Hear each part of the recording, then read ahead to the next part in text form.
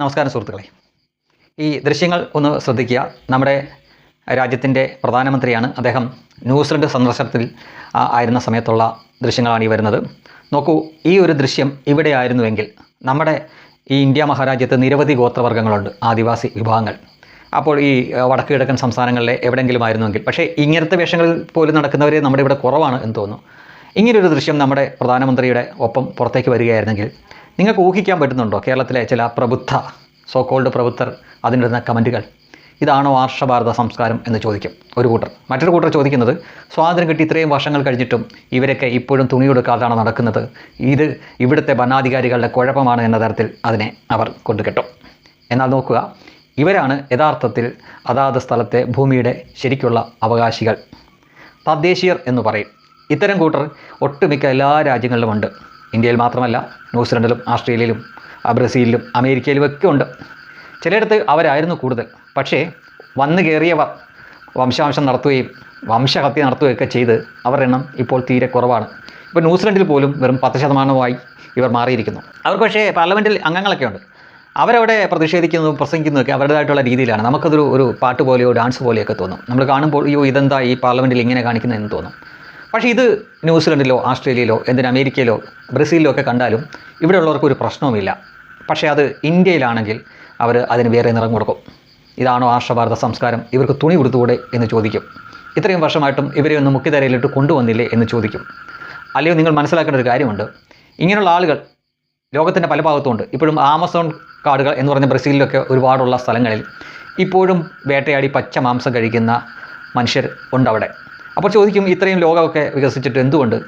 അതിനിയും ഒരു പക്ഷേ നൂറ്റാണ്ടുകൾ എടുക്കും. അവർക്ക് അവരുടേതായിട്ടുള്ള ജീവിത ശൈലിയുണ്ട്, ജീവിത രീതിയുണ്ട്, അവരുടേതായിട്ടുള്ള വിശ്വാസങ്ങളുണ്ട്, ആചാരങ്ങളുണ്ട്, അനുഷ്ഠാനങ്ങളുണ്ട്, പാട്ടുണ്ട്, നൃത്തമുണ്ട്, എല്ലാം ഉണ്ട്. അങ്ങനെ പെട്ടെന്നൊന്നും അത് മാറില്ല. അവരും കൂടെ ചേർന്നാണ് നമ്മുടെ ഈ ഭൂമി. അവർക്കും ഇവിടെ ജീവിക്കാൻ അവകാശമുണ്ട്, അഥവാ അവരാണ് ആദ്യത്തെ അവകാശികൾ. അപ്പോൾ നിങ്ങൾ കണ്ടത് ന്യൂസിലൻഡാണ്. അപ്പോൾ ന്യൂസിലൻഡ് ആവട്ടെ, അല്ലെങ്കിൽ ബ്രസീൽ ആവട്ടെ, അല്ലെങ്കിൽ അമേരിക്ക ആവട്ടെ, ആസ്ട്രേലിയ ആവട്ടെ, അവിടെ മുഖ്യധാരയിൽ നിൽക്കുന്ന ആളുകളെയൊക്കെയാണ് നമ്മൾ പരിചയപ്പെട്ടിരിക്കുന്നത്. നമ്മുടെ വിചാരം അവിടെ അത്തരക്കാർ മാത്രമേ ഉള്ളൂ. അത് മനുഷ്യൻ്റെ നിറം കറുത്താണെങ്കിലും വെളുത്താണെങ്കിലും ഒക്കെ. പക്ഷേ അതിൻ്റെ പിന്നിൽ ഇതേപോലുള്ള ആളുകൾ എല്ലായിടത്തും ഉണ്ട്. ഇപ്പോൾ അമേരിക്കയിൽ ഒരു സമയത്ത് റെഡ് ഇന്ത്യൻസ് എന്ന് പറഞ്ഞ ആളുകളായിരുന്നു കൂടുതൽ. ഇപ്പോൾ അവിടെ തീരെ കുറവാണ്. എന്ന് പറഞ്ഞ പോലെ ഈ പകുതിയിൽ കൂടുതൽ ആളുകൾ ന്യൂസിലൻഡിൽ ഈ വിഭാഗക്കാരായിരുന്നു. പക്ഷേ ഇപ്പോൾ 10% കുറഞ്ഞു. ആസ്ട്രേലിയയുടെ ആ ഭൂഖണ്ഡത്തിൻ്റെ പകുതിയോളം കാടാണ്. ഇപ്പോൾ അവിടങ്ങളിൽ താമസിക്കുന്ന മനുഷ്യരുണ്ട്. അവരെയൊന്നും അവർ ഈ മുഖ്യധാരയിലേക്ക് കൊണ്ടുവരാറില്ല, അല്ലെങ്കിൽ ലോകത്തിന് മുന്നിൽ കാണിക്കാറില്ല. ഇതേപോലെ ചില സന്ദർഭങ്ങളിൽ മാത്രമാണ് ഇവരെ ലോകത്തിന് കാണാൻ പറ്റുക. ഇതുതന്നെ നമ്മുടെ ഈ ഇന്ത്യയിൽ 2014 നരേന്ദ്രമോദി പ്രധാനമന്ത്രിയായി അധികാരമേറ്റതിന് ശേഷം ഒരൊറ്റ പ്രധാനമന്ത്രിമാർ തിരിഞ്ഞു നോക്കാത്ത സ്ഥലങ്ങളായിരുന്നു ഈ വടക്ക് കിഴക്കൻ സംസ്ഥാനങ്ങൾ. അവിടങ്ങളിലെല്ലാം മോദി പോയിരുന്നു. ഞാൻ കൃത്യമായിട്ട് ഇപ്പോഴും ഓർക്കുന്നുണ്ട്. ഞാൻ ഇടയ്ക്കിടയ്ക്ക് അത് പറയാറുമുണ്ട് പല വീഡിയോയിലും. അദ്ദേഹം അവിടെ ഓരോ സ്ഥലങ്ങളിൽ പോകുമ്പോഴും അവരുടെ തനത് കലാരൂപങ്ങൾ കാണുകയും അവർ അണിയിച്ചു കൊടുക്കുന്ന ഈ തൊപ്പിയും ഡ്രസ്സും ഒക്കെ അദ്ദേഹം വസ്ത്രങ്ങളൊക്കെ ധരിച്ചിങ്ങനെ നിൽക്കും. ആ സമയത്ത് നിരവധി അതുപോലുള്ള ചിത്രങ്ങൾ വരുമ്പോൾ ആ ചിത്രങ്ങൾ വെച്ച് ഇവിടെയുള്ള സോ കോൾഡ് മലയാളി പ്രഭുത്വർ അദ്ദേഹത്തെ ട്രോളുമായിരുന്നു.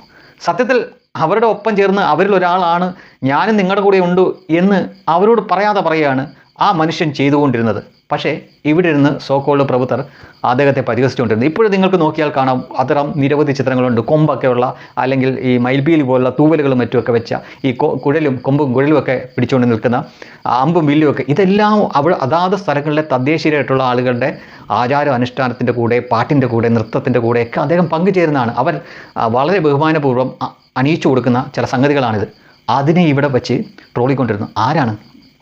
സാർവദേശീയത പറയുന്നവർ, ആഗോള മാനവികത പറയുന്നവർ, മനുഷ്യൻ്റെ ജീവിതം എല്ലായിടത്തും ഒരുപോലെയാണ്, കഥ എല്ലായിടത്തും ഒരുപോലെയാണ് എന്ന് പറയുന്നവർ ഇവരെ പക്ഷേ മനുഷ്യരായിട്ട് കൂട്ടിയിട്ടില്ല. ഇത്തരക്കാരെ ഒഴിച്ചുള്ളവരെയാണ് അവർ മനുഷ്യരായിട്ട് കൂട്ടിയിരിക്കുന്നത്. അവരുടെ കൂടെ മറ്റൊരാൾ ചെന്ന് നിൽക്കുകയും അവരുടെ ആചാരത്തിൽ പങ്കുകൊള്ളുകയും അവരുടെ വേഷത്തിനൊപ്പം അവരിപ്പോൾ ഏതാണ്ട് എന്താ പറയുക, നമ്മുടെ ഇവിടെയൊക്കെ കളിയാക്കി പറയുന്ന പോലെ കോണാമ്പാല് പോലെ ഒരു വേഷമാണ് കൊടുത്തിരിക്കുന്നത്. ആ വേഷത്തിൽ നിന്ന് പ്രധാനമന്ത്രിയെ പോലുള്ള ഒരാളും അദ്ദേഹത്തിൻ്റെ കൂടെയുള്ളവരത് ഫോട്ടോ എടുത്തും വീഡിയോ എടുത്തും ലോകത്തിനെ കാണിക്കുമ്പോൾ ഇവിടെ നിന്ന് പരിഹസിക്കും ആളുകൾ. അത് ഇന്ത്യയിലാണെങ്കിൽ മാത്രമേ പ്രശ്നമുള്ളൂ കേട്ടോ. അമേരിക്കയിൽ നിന്ന് വന്നാൽ പ്രശ്നമില്ല, ചൈനയിൽ നിന്ന് വന്നാൽ പ്രശ്നമില്ല, ന്യൂസിലൻഡിൽ നിന്ന് വന്നാൽ പ്രശ്നമില്ല, ആസ്ട്രേലിയയിൽ നിന്ന് വന്നാൽ പ്രശ്നമില്ല, ബ്രസീലിൽ നിന്ന് വന്നാൽ പ്രശ്നമില്ല. പ്രശ്നം നമ്മുടെ ഇന്ത്യയിൽ നിന്ന് ഇത്തരം കാഴ്ച കണ്ടാൽ മാത്രമേ ഇവന്മാർക്ക് കുരു പൊട്ടുകയുള്ളൂ.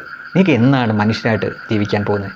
അല്ലയോ, ഇവരും കൂടെ ഉള്ളതാണ് ഈ ലോകം, അവർക്കും കൂടെ ഉള്ളതാണ്, അല്ലെങ്കിൽ അവരാണ് അതിൻ്റെ ആദ്യ അവകാശികൾ. അത് കണ്ട ഉടനെ ആർഷഭാരത സംസ്കാരമാണോ എന്ന് ചോദിക്കുന്ന നീയൊക്കെ എന്തുകൊണ്ട് ന്യൂസിലൻഡിൽ ഇത് കണ്ടിട്ട് ഇത് ന്യൂസിലൻഡ് എൻ്റെ സംസ്കാരമാണോ അല്ലെങ്കിൽ ന്യൂസിലൻഡിലും ആർഷഭാരത സംസ്കാരമോ എന്ന് ചോദിക്കാത്ത എന്തുകൊണ്ടാണെന്ന് ചോദിച്ചാൽ ഈ കാഴ്ചയൊക്കെ കണ്ട് നിൻ്റെയൊക്കെ അണ്ണാക്കിൽ പിരിവിട്ടിരിക്കുന്നുണ്ടാണ്.